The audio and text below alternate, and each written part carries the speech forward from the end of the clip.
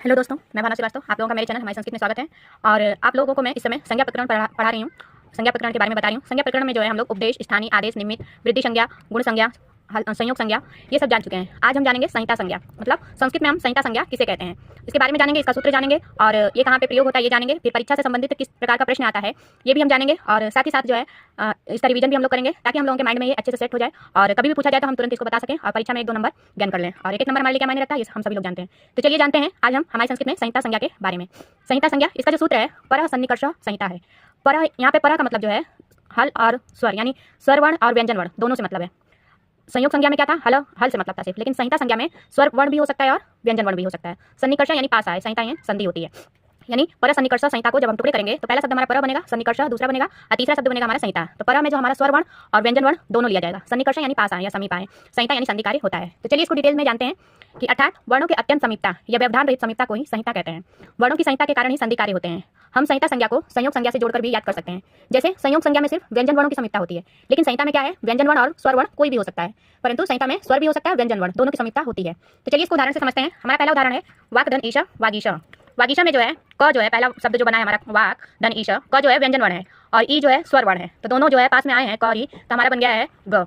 यानी संधि कार्य किसमें किसमें हुआ है, स्वर वर्ण में भी हुआ है और व्यंजन वर्ण में। क व्यंजन वर्ण है और ई जो है स्वर वर्ण है। लेकिन अभी संयोग संज्ञा रहता तो दोनों वर्ण जो है हमारा व्यंजन ही रहता। यही जो है इन दोनों में डिफरेंस है कि संहिता में जो है हमारा स्वर वर्ण भी रहेगा, व्यंजन वर्ण भी रहेगा, लेकिन संयोग संज्ञा में सिर्फ हमारा व्यंजन वर्ण ही रहेगा। दूसरा उदाहरण देख लेते हैं हम, रमाधनीश। रमाधनीश बना शब्द हमारा रमेश। रमा में जो आ का मात्रा है ये स्वर वर्ण है और जो ईशा शब्द है ये भी स्वर वर्ण है, यानी स्वर स्वर भी हो सकता है।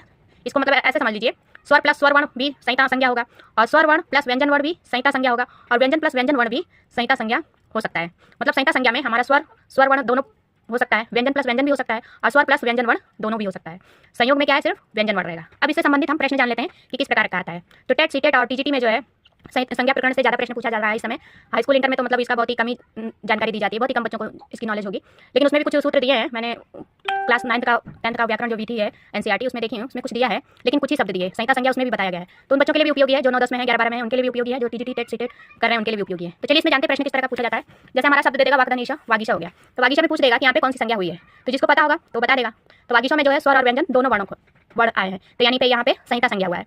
और दूसरा प्रश्न हमारा ये पूछता है कि संहिता संज्ञा का सूत्र क्या है। तो संहिता संज्ञा का जो सूत्र है पर सन्निकर्ष संहिता, इस प्रकार का प्रश्न बनेगा।